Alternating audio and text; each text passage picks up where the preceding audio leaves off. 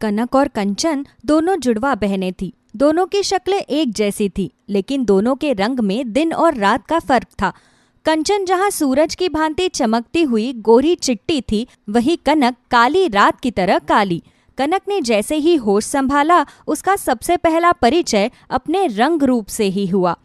जो कोई भी दोनों बहनों को देखता दांतों तले उंगली दबा लेता। एक दूध की तरह सफेद और दूसरी तवे की तरह काली। उनके पिताजी शहर में नौकरी करते थे। जब दोनों बहनें स्कूल पढ़ने जितनी बड़ी हुई तो उनके पिताजी अपने परिवार को शहर ले आए। स्कूल में, क्या तुम दोनों जुड़वा बहनें हो? मुझे तो यकीन ही नहीं हो रहा। मैंने आज तक कभी भी ऐसे जुड़वा बच्चे नहीं देखे। मैं भी तुम्हारे जितना ही हैरान हो गई थी। फिर कनक ने देखा कि सभी टीचर कंचन को बहुत प्यार करती है। कोई कनक को हाथ ही नहीं लगाता था। जब देखो टीचर कनक को ही आवाज लगाकर बुलाती रहती, और यहीं से ही कनक के मन में एक धागा अपनी बहन के लिए खिंच गया। एक दिन, कनक, ये तुमने क्या किया? तुम्हें पता भी है ये कितना महंगा खिलौना था? मम्मी, उसने जबरदस्ती नहीं तोड़ा है। हम दोनों बहनें खेल रही थी, बस अचानक से वो हाथ लगा और गिर गया। ये सुनते ही मम्मी घबरा जाती है और कंचन को इधर उधर देखने लगती है। क्या हुआ मम्मी, आप मुझे ऐसे क्यों देख रही हो? देख रही हूँ कहीं तुम्हें चोट तो नहीं आ गई। इतनी सुंदर लड़की के कहीं दाग पड़ जाए तो वो अच्छा नहीं लगेगा। मम्मी, मुझे नहीं, कनक को चोट लगी है। देखो, उसके पैर में घुस गया है कांच। कितनी बार कहा है इस लड़की को संभल कर काम किया करे। एक तो सूरत अच्छी नहीं लेकर आई और ऊपर से इतनी चोटें लगवाती रहती है। फिर वो कनक के पैर को देखती है, उसमें कांच घुसा हुआ था। उसकी माँ उसे निकालकर उसकी पट्टी कर देती है और कनक को बहुत डांट भी पड़ती है। मम्मी के वहां से चले जाने के बाद, बहुत दर्द हो रहा है। तुम्हें क्या फर्क पड़ता है? तुम तो सबकी लाडली हो ना, घर में भी, स्कूल में भी और पड़ोस में भी। ये तुम कैसी बातें कर रही हो कनक? तुम मेरी बहन हो। तुम्हें तकलीफ होती है तो मुझे भी दुख होता है। सब लोग मेरे बारे में और तुम्हारे बारे में क्या कहते हैं मुझे कोई फर्क नहीं पड़ता। मैं बस इतना जानती हूँ कि तुम मेरी जुड़वा बहन हो और मैं तुमसे बहुत प्यार करती हूँ। जब देखो कुछ भी हो जाता है, मैं तुमसे बहुत प्यार करती हूँ, मैं तुमसे बहुत प्यार करती हूँ। देखूंगी, कभी तो समय आएगा ही, तुम्हारा प्यार पता चल जाएगा। दोनों बहनें अब यौवन अवस्था में थी। सभी लड़कियां सुंदर सुंदर लड़कों को देखकर उनके बारे में बातें करती, लेकिन जब कनक कभी किसी के बारे में बात करती तो सब हंसी उड़ाने लगती। अरे सुनो सुनो, हमारी काली कलूटी कनक को हमारे स्कूल का सबसे सुंदर लड़का पसंद आ गया है। जो हमारी तरफ देखता भी नहीं है, वो भला इस काली कलूटी की तरफ कैसे देखेगा? तभी कनक के बचाव के लिए कंचन वहां आ जाती है। शर्म नहीं आती तुम लोगों को? तुम भी तो लड़कों के बारे में बात करती हो। तुम सुंदर हो इसलिए बात कर सकती हो, और कनक का रंग सांवला है तो वो बात नहीं कर सकती। ये भला कहाँ का इंसाफ है? अच्छी बात है, तुम अपनी बहन का साथ देती हो, लेकिन जरा सोचो तो, तुम काली लड़की को सांवली बोल रही हो। भगवान से तो डरो। ये कहकर सभी लड़कियां हंस पड़ती है। कनक वहां से रोते हुए चली जाती है। जिस लड़के के बारे में सब लड़कियां बात कर रही थी, उसका नाम रोनित था। कंचन ने कई बार उसे चुप चुप कर अपने आप को देखते हुए देखा था। वो समझ गई थी कि रोनित उसे पसंद करता है। एक दिन कंचन रोनित के पास जाती है। मैंने कई बार देखा है, तुम चुप चुप कर मेरी तरफ देखते रहते हो। क्या तुम मुझे पसंद करते हो? हाँ कंचन, मैं भी तुम्हें बहुत पसंद करता हूँ। तुम हमारे स्कूल की सबसे सुंदर लड़की हो। और तुम्हारा मेरी बहन कनक के बारे में क्या ख्याल है? कौन? तुम्हारी बहन? वो काली कलूटी? तौबा है कंचन, कहाँ तुम और कहाँ वो। क्या हुआ? उसका रंग थोड़ा दबा हुआ ही तो है, वरना हम दोनों के नैन नक्शे एक जैसे हैं। हमारी हाइट, हमारे बाल सब एक जैसा ही दिखाई देता है। बस यही एक फर्क तो तुम्हें इतना सुंदर बना देता है। ये सुनकर कंचन को गुस्सा आ जाता है। अगर आज के बाद तुमने मेरी तरफ देखा भी तो मैं तुम्हारी आंखें निकाल दूंगी। जो मेरी बहन को पसंद नहीं कर सकता, वो मुझे कभी पसंद नहीं आ सकता। ये कहकर कंचन वहां से चली जाती है। थोड़े समय बाद दोनों बहनें कॉलेज में जाती है और यहाँ पहुँचने के बाद कनक को एहसास होता है कि काला होना कितना बड़ा जुर्म है। कॉलेज में कोई भी उसे अपना दोस्त नहीं बनाता और ये बात कंचन अच्छे से जानती थी। इसलिए वो ज्यादा समय कनक के साथ रहने की कोशिश करती। क्यों हर समय मेरे सर पर सवार रहती हो? मैं जानती हूँ तुम दिखावा करती हो कि तुम मेरी बहन हो और तुम्हें मेरी फिक्र है, जबकि तुम मन ही मन बहुत खुश होती हो कि तुम बहुत सुंदर हो। ओह कनक, तुम्हें समझ में क्यों नहीं आता कि मैं तुम्हें सच में दिल से बहुत प्यार करती हूँ और मैं तुम्हारे साथ इसलिए रहती हूँ कि तुम्हें कभी भी अकेला ना लगे। Oh thank you so much जो तुम मेरे बारे में इतना सोचती हो। कृपया अपने दिमाग पर इतना दबाव मत डालो। तुम्हें जो करना है वो करो, मेरे सर से हट जाओ। कंचन उस समय वहां से चली जाती है। उसे लगता है कि कनक अभी गुस्से में है और कनक वाकई में गुस्से में थी। वो वहां से भागकर जब जाने लगती है तो कॉलेज के एक सुंदर लड़के विशाल से टकरा जाती है। आई एम सॉरी, मैंने देखा नहीं, आपको कहीं चोट तो नहीं आई? कनक ने विशाल की तरफ देखा और उसकी मधुर आवाज उसे बहुत ही अपनी लगी। ऐसे क्या देख रही हो? मैंने पूछा कहीं चोट तो नहीं लगी? नहीं नहीं, मैं बिल्कुल ठीक हूँ। सॉरी, मेरी ही गलती थी, मैं अचानक से मुड़ गई। कोई बात नहीं, तुम्हारी आवाज बहुत अच्छी है। ये कहकर विशाल वहां से चला गया और कनक वही खड़ी विशाल को दूर तक जाते हुए देखती रही और विशाल के कहे हुए शब्द उसके दिलो दिमाग पर छाने लगे।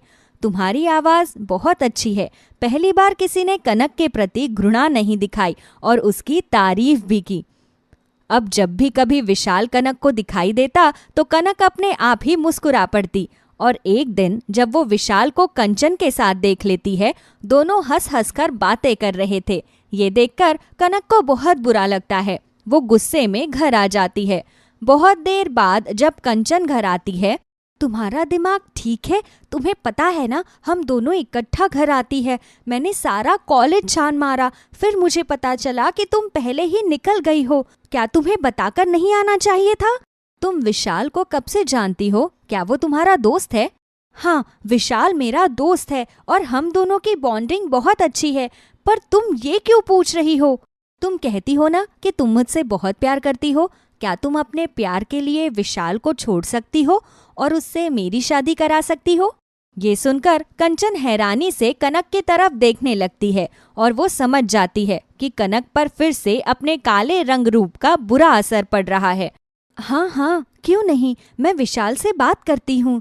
ये सुनकर कनक खुश हो जाती है और उधर कंचन किसी तरह विशाल को कनक से शादी करने के लिए राजी कर लेती है। घर में सभी लोग बहुत खुश थे कि इतने सुंदर लड़के ने कनक को पसंद किया है। पेपर के बाद शादी की तैयारी जोर शोर से होने लगी, लेकिन कनक ने देखा कि कंचन सबके सामने खुश होती, लेकिन अकेले में वो रोने लगती थी। क्या हुआ कंचन, तुम बड़ा दुखी रहने लगी हो? क्या तुम सच में ये चाहती हो कि विशाल से मेरी शादी हो जाए? ये तुम क्या कह रही हो? मैं कहाँ दुखी हूँ? मैंने तो खुद विशाल से बात की थी तुम्हारी शादी के लिए। विशाल एक बहुत ही अच्छा लड़का है और तुम्हारा बहुत ख्याल भी रखेगा। हाँ, हो सकता है शायद। मुझे विशाल बहुत पसंद है। तुम्हें पता है, उसे मेरी आवाज बहुत अच्छी लगती है और उसकी आंखों में कभी भी मैंने अपने काले रंग रूप को देखकर मुंह बनाते हुए नहीं देखा। ओह मेरी प्यारी बहन, मैं इस बात के लिए बहुत खुश हूँ। अब सारी दुनिया देखेगी कि कनक कितनी प्यारी लड़की है। शादी के एक दिन पहले कनक मेहंदी लगाकर अपने कमरे की तरफ जा ही रही थी कि तभी उसे कंचन के रोने की आवाज सुनाई देती है। वो विशाल से फोन पर बातें कर रही थी। विशाल, मेरी तुमसे बस एक ही रिक्वेस्ट है, मेरी बहन को बहुत खुश रखना। बचपन से सब उसे काले रंग के लिए बहुत बातें सुनाते हैं। मुझे पता है तुम एक अच्छे लड़के हो। प्लीज उसकी भावनाओं को कभी ठेस मत लगने देना। मैं अपनी बहन से बहुत प्यार करती हूँ। वो दुखी होती है तो मैं भी दुखी हो जाती हूँ। कंचन, तुम जानती हो मैं तुमसे प्यार करता हूँ। बस तुम्हारे कहने के कारण मैं कनक से शादी कर रहा हूँ। हाँ विशाल, तुम्हें इस प्यार का वास्ता है। कनक को कभी पता ना चले कि हम दोनों एक दूसरे से प्यार करते थे। मेरी बहन बहुत प्यारी है। कनक कमरे में चली जाती है। उसे आज पहली बार कंचन के सच्चे प्यार का आभास हो रहा था। जैसे ही कंचन कमरे में आती है, वो कंचन को गले लगा लेती है। क्या हुआ कनक, अब तुम क्यों दुखी हो रही हो? तुम्हें तो खुश होना चाहिए। हाँ मेरी बहन कंचन, मैं बहुत खुश हूँ क्योंकि तुम मेरी बहन हो। मैं कभी भी तुम पर यकीन नहीं करती थी। मुझे लगता था कि तुम हमेशा मेरा दिल रखने के लिए बातें करती हो, लेकिन अपनी मोहब्बत को तुमने मुझे दे दिया। ये प्रमाण है कि तुम मुझसे कितना प्यार करती हो। ये तुम क्या कह रही हो कनक? कल तुम्हारी विशाल से शादी है। नहीं मेरी प्यारी बहन, मैं विशाल से शादी नहीं करूंगी। विशाल से शादी सिर्फ कंचन की होगी। तुम मुझसे कितना प्यार करती हो इसी का बस मुझे पता चल गया, ये बहुत है मेरे लिए। और हाँ सुनो, कल दुल्हन बनकर तुम मंडप में जाओगी और विशाल को इस बारे में कुछ मत बताना। कंचन बहुत मना करती है, लेकिन कनक उसे अपनी कसम देकर मना लेती है और लंबे समय से घूंघट में कंचन और विशाल के फेरे हो जाते हैं। कंचन विशाल के घर आ जाती है और जब विशाल कंचन के पास जाता है, कनक, मुझे तुमसे कुछ कहना है। कंचन घूंघट में से ही सर हिलाकर हाँ कहती है। देखो, तुम बहुत अच्छी लड़की हो। हाँ, ये जरूर है कि तुम्हारा रंग थोड़ा सा सांवला है, लेकिन आज के बाद तुम इस बात से कभी भी हीन भावना में मत आना। यहाँ कोई तुम्हें कुछ भी कहे, तुम बस मेरी तरफ देखना। मैं तुम्हें बस ये कहना चाहता हूं कि मैं हमेशा तुम्हारे साथ रहूंगा। क्या मैं अब तुम्हारा घूंघट उठा सकता हूं? मुझे तुम्हारी मुंह दिखाई जो करनी है। कंचन घूंघट में से ही हाँ करके सर हिलाती है और जब विशाल उसका घूंघट उठाता है तो कंचन को सामने देखकर हैरान हो जाता है। तभी उसके फोन की घंटी बजती है। कैसा लगा जीजाजी सरप्राइज? तुम दोनों ने क्या सोचा, अपने प्यार का बलिदान दे दोगे? मैं इतनी भी बुरी नहीं हूँ कि अपनी बहन के प्यार पर ही कब्जा कर लूं। ये सब क्या है कनक? सचमुच तुम तो बहुत ही प्यारी लड़की हो, जैसा कंचन ने बताया था उससे भी अच्छी। हाँ, प्यारी लड़की हूँ और दो लोग बहुत प्यार करने वाले मिल गए हैं, इसलिए अब मैं दुनिया की परवाह नहीं करूंगी और अपनी लाइफ खुशी खुशी जीऊंगी। उसके बाद कंचन और विशाल दोनों कनक को धन्यवाद देते हैं और कनक आज पहली बार मन से बहुत खुश थी। मोहनपुर नाम के गांव में बिरजू अपनी पत्नी शांति और बेटी संगीता के साथ रहता था। उसकी बेटी संगीता को बचपन में ही एक बीमारी हो गई थी, जिस कारण उसका बाकी शरीर का कद तो ठीक तरह से बढ़ा, लेकिन उसके पैर किसी बौने इंसान की तरह रह गए। जो भी उसे देखता तो उसे बौने पैर वाली कहकर खूब चिढ़ाता। अब संगीता की शादी की उम्र हो चली थी, लेकिन उसके छोटे पैरों के कारण कोई भी लड़का उससे शादी करने को राजी नहीं था। माँ, जो भी लड़का मुझे देखने आता है मेरे छोटे पैरों की वजह से मुझसे शादी करने से मना कर देता है। पता नहीं भगवान ने मेरे पैरों को ऐसा क्यों बनाया। कोई बात नहीं बेटा, इस तरह खुद को दोष मत दे। इस दुनिया में भगवान ने सबके लिए किसी ना किसी को बनाया है, तो तेरे लिए भी एक अच्छा जीवन साथी चुना होगा। बस थोड़ा सब्र रख। कुछ दिनों बाद शांति की एक पड़ोसन निर्मला संगीता के लिए एक रिश्ता लेकर आती है। जब लड़के वाले संगीता को देखने आते हैं तो उसकी माँ उसे लंबी हील पहना देती है। माँ, ये तो गलत है। तुम अभी तो मुझे ये हील वाली सैंडल पहना दोगी, लेकिन जब शादी के बाद उन्हें पता चलेगा कि मेरे पैर छोटे हैं तब क्या होगा? कुछ नहीं होगा, चुपचाप इन्हें पहनकर बाहर चल। इतना अच्छा रिश्ता है, हाथ से जाने नहीं दे सकते। संगीता अच्छी सी साड़ी और हील पहनकर बाहर जाती है। देखने में संगीता बहुत ही सुंदर थी, इसलिए वो उन्हें तुरंत ही पसंद आ जाती है। उन्हें उसके छोटे पैरों के बारे में कुछ पता ही नहीं चलता। कुछ समय बाद संगीता की शादी हो जाती है, लेकिन उसकी मुंह दिखाई वाले दिन, संगीता बेटा, आज तेरी मुंह दिखाई है तो ये लाल वाली साड़ी पहनकर अच्छी तरह तैयार हो जा, पड़ोस की औरतें आती ही होंगी। अपनी सास के कहने पर संगीता लाल रंग की साड़ी पहनकर अच्छी तरह सज धज कर तैयार हो जाती है, लेकिन वो जैसे ही अपनी हील पहनने लगती है तो देखती है कि उसकी एक हील टूट गई है।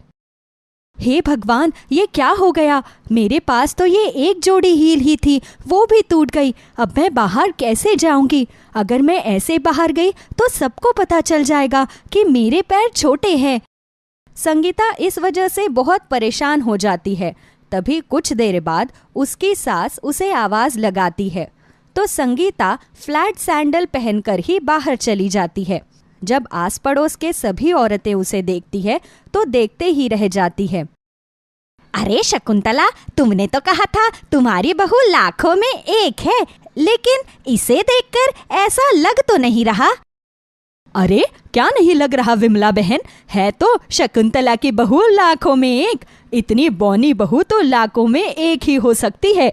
लेकिन शकुंतला बहन, आखिर ऐसी तुम्हारी क्या मजबूरी थी कि तुम्हें अपने बेटे की शादी इससे करवानी पड़ी? तुम्हारा बेटा इतना सुंदर है, अच्छा कमाता है, ना कि कोई नशा करता है। उसके बाद भी तुमने अपने लड़के के लिए ऐसी लड़की ढूंढी? ये तो सिर्फ चेहरे से ही सुंदर है, वरना इसकी कदकाठी तो देखो। हमारे राजेश से आधी भी नहीं लगती है ये तो। दोनों साथ में चलते हुए भी अच्छे नहीं लगेंगे।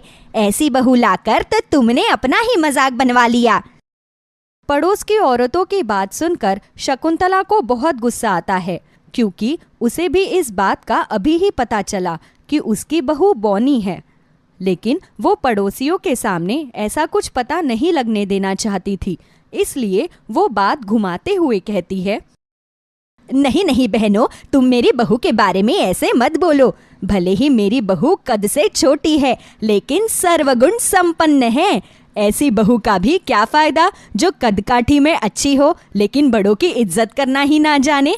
मेरी बहू भले ही बौनी है, लेकिन एकदम सुशील और संस्कारी है। मैं तो बहुत खुश हूँ, मेरे राजेश को ऐसी पत्नी मिली।